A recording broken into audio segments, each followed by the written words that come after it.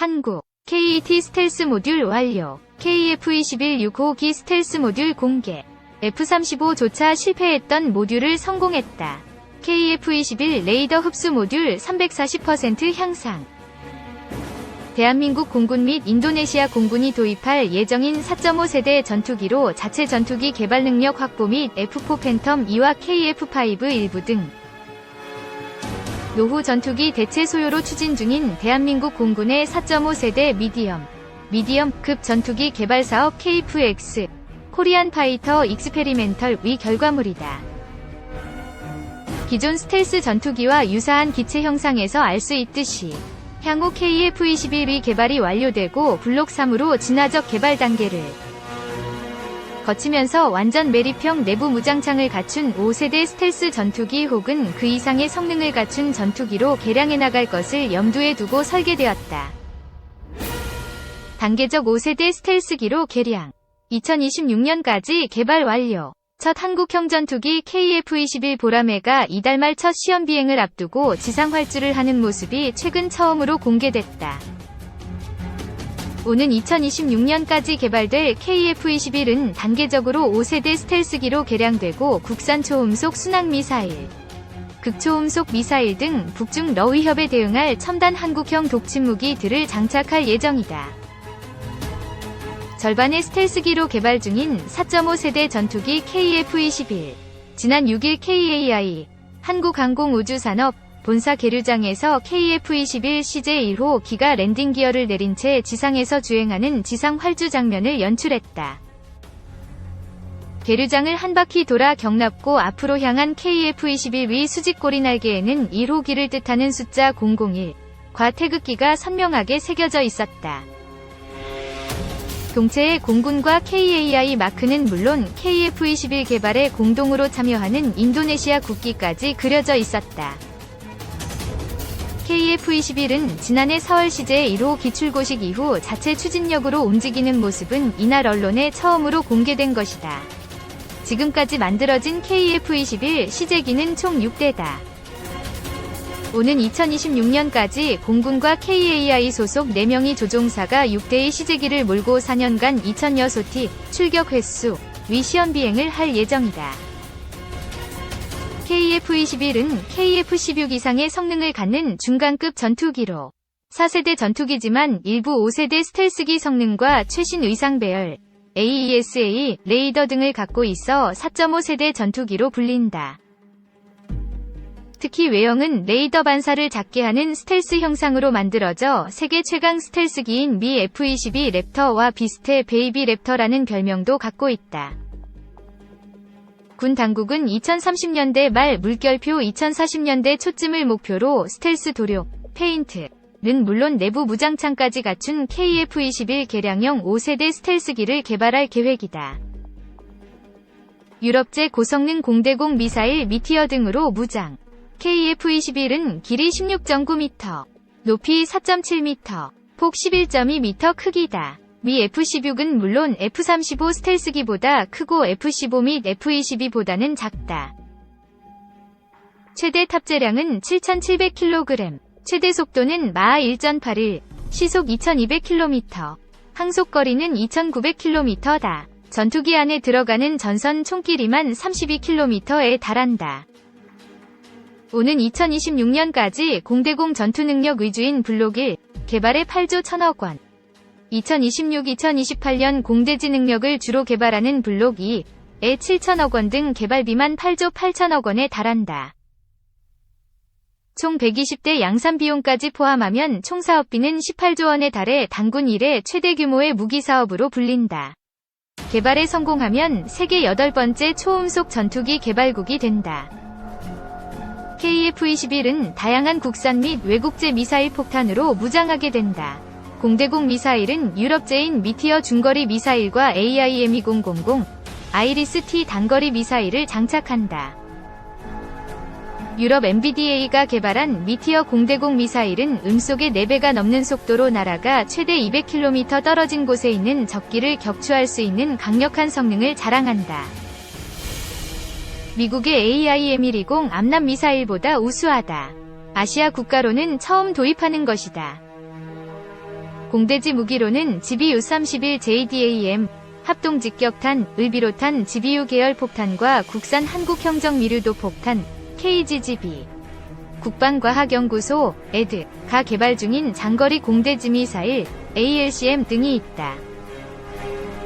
최대 500여 km 떨어진 목표물을 쪽집게 타격할 수 있는 장거리 공대지 미사일은 일종의 전략무기다. 일각에서 공대지 무장 개발이 완료돼야 하는 오는 2028년까지 개발이 가능할 것이냐에 대한 의문을 제기하고 있다. 중 항모킬러 초음속 공대함 순항미사일도 장착. 전문가들은 KF-21의 진정한 가치는 한국형 독침무기들을 장착하는 데 있다고 지적한다. KF-21의 한국형 독침무기로는 초음속 공대함 미사일, 극초음속 미사일, 미사일 상승 단계 요격미사일 등이 꼽힌다. 국산 초음속 공대함 미사일은 유사시 KF-21에서 발사대 중 러 등 주변 강국의 항공모함과 수상함정 등을 격침할 수 있는 무기다. 마하 3, 음속의 3배 이상의 초고속으로 비행하고 수면 위로 낮게 날아갈 수 있어 요격이 어렵다. 2020년대 말쯤까지 개발될 국산 초음속 공대함 미사일의 최대 사거리는 300km 이상인 것으로 알려졌다. 초음속 공대함 미사일은 국력 차이 때문에 중러일 등 주변 강국과 똑같은 군사력을 가질 수 없는 우리나라가 주변 강국에 대해 가질 수 있는 독침 고순도치 가시무기 중 하나로 꼽힌다.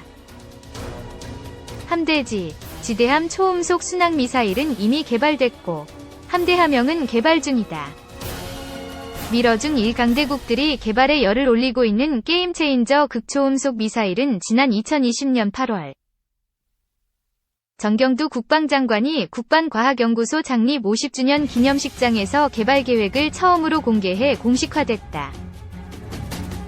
마하 5 이상의 초고속으로 비행해 서울에서 평양 상공까지 1분 15초 만에 도달할 수 있다. 현재로선 군사 초강대국들도 요격수단이 없는 상태다. KF-21 개발로 한국형 독침무기 개발, 장착 가능.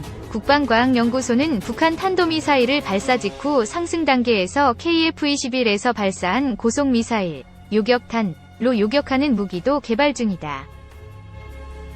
현재 우리 군의 미사일 방어망은 패트리엇 PAC-3 미사일과 천궁2 개량형 미사일 등이다. 이들은 북미사일이 우리 땅에 떨어지기 전 마지막 단계에서 요격도록 돼 있어 요격에 성공해도 파편이 우리 땅에 떨어질 수 있고 요격 시간이 매우 짧아 실패 가능성도 있다. 북미사일을 상승 단계에서 요격하면 미사일 파편이 우리 땅에 떨어져 생기는 피해를 예방할 수 있다. 그동안 미사일 상승 단계에서 요격하는 것이 가장 효과적인 방안으로 거론돼 왔지만 기술적 어려움 때문에 실현되지 않았다. 국방과학연구소가 홈페이지에 공개한 요격 개념도에 따르면 한국형 중고도 무인기 등이 발사된 북탄도미사일을 탐지, 요격탄, 요격미사일을 탑재한 KF-21에 표적 정보를 보내면 요격탄을 발사, 미사일을 요격하는 것으로 돼 있다. 전문가들은 이들 한국형 독침무기 개발이 가능해진 결정적 요소 중 하나가 바로 KF-21 개발이라고 말한다. 국산 전투기이기 때문에 우리가 개발한 각종 미사일을 마음대로 장착할 수 있게 됐다는 것이다. 우리가 초음속 공대함 미사일을 개발하더라도 공군 주력기인 미국제 F-35 스텔스기나 F-15K 전투기에 장착하려면 소프트웨어 개발 등과 관련해 수백억 원대 이상의 돈을 미 정부와 업체에 지불해야 한다. 아무리 우방국이라도 저선 안 될 KF-21의 소스 코드를 미측에 제공해야 하는 것도 큰 부담이다. 2. KF-21 첫 시험 비행 성공 직후 중국이 공개한 짝퉁 F-35 국산 초음속 전투기 KF-21이 7월 19일 역사적인 첫 시험 비행에 성공하면서 국내외의 주목을 받았죠. 장기적으로 F-35 전투기를 대체해 나갈 후보로 평가한 외신도 있었습니다. 여기에 자극을 받아서일까요? 사흘 뒤인 22일 중국 소셜미디어 웨이보와 틱톡에 중국이 개발 중인 5세대 스텔스 전투기 zen-35, J-35 이 사진과 동영상이 갑자기 올라왔습니다. 중국은 이런 식으로 개발 중인 무기를 공개하죠. 우리처럼 투명하게 공개하는 게 아니라 군사 동호인들이 찍은 것처럼 해서 슬그머니 소셜미디어에 올립니다. 그래도 이번에는 각도를 제대로 잡아서 고해상도로 찍었더군요. 해외 매체에 우리가 한국보다 더 좋은 전투기를 개발하고 있으니 기사 좀 써달라 고 얘기하는 것으로 보시면 됩니다. 팩시밀리로 복사한 듯 베껴 네이버 뉴스 등 서방 군사 전문 매체의 반응은 한마디로 짝퉁 F-35라는 거였어요. 마치 팩시밀리로 복사하듯 미국 스텔스 전투기 F-35의 디자인을 베꼈다는 겁니다. J-35의 앞부분은 적외선 탐지 추적 장비 IRST 센서가 뾰족하게 나와 있어요. F-35의 전자광학 추적 장치 EOTS와 비슷한 기능을 하는 장치라고 합니다. 그 뒤로 약간 기울어진 형태의 레이더 돔이 있는데 첨단 의상 배열 AESA 레이더의 안테나로 보인다고 해요. 조종석 구조와 개폐 방식도 F-35와 거의 비슷합니다. 조종사용 표시장치는 F-35가 예전에 썼던 전방 표시장치 HUD를 장착했다고 하네요.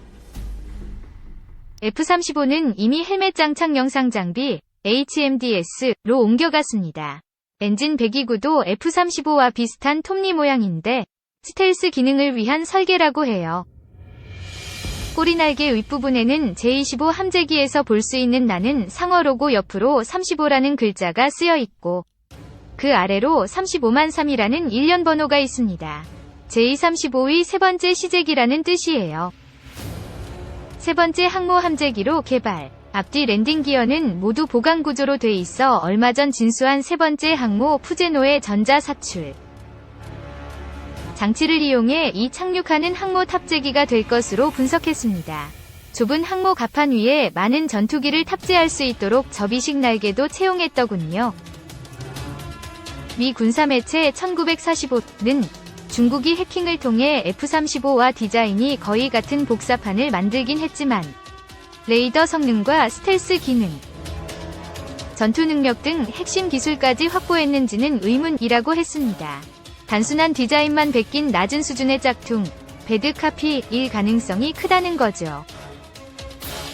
중국 전투기의 가장 큰 문제는 엔진입니다. 러시아산 제트 엔진을 베낀 짝퉁 엔진을 개발하긴 했는데 5세대 전투기의 고난도 기동을 감당할 만큼 출력이 뛰어나지 못하다고 해요. F-22를 베껴 만든 첫 스텔스기 J-20도 아직 이 문제를 완전히 해결하지 못했습니다. J-35에는 러시아 미그 29기에 들어가는 RD-93 엔진을 복제해 개량한 WS-21 엔진이 들어간다고 하는데 이 엔진의 성능이 어느 정도인지는 공개된 자료가 없다고 합니다. 올 11월 주하이 에어쇼에 WS-21 엔진을 장착한 J-35가 나온다고 하니 그 이후 분석이 나오겠죠. KF-21 깎아내리는 이유. 중국 내에서는 우리의 KF-21과 자국 스텔스기 J-35, J-20 등을 비교하면서 스텔스 성능에서 중국 전투기의 상대가 안 된다는 식의 보도가 나옵니다. KF-21은 애초부터 스텔스 성능이 제한된 4.5세대 전투기로 해외 수출 등을 염두에 두고 경제성 위주로 개발한 기종이죠. 스텔스 기능이 완벽하다면 좋겠지만 그만큼 가격이 올라가게 될 겁니다. 우리 공군은 중국의 J-35에 대응할 스텔스 전투기 F-35를 이미 보유하고 있죠. 비교 대상이 아닌 전투기를 비교하면서 엉뚱한 궤변을 늘어놓는 걸 보니 내심 KF-21 개발이 상당히 신경 쓰이는 모양입니다.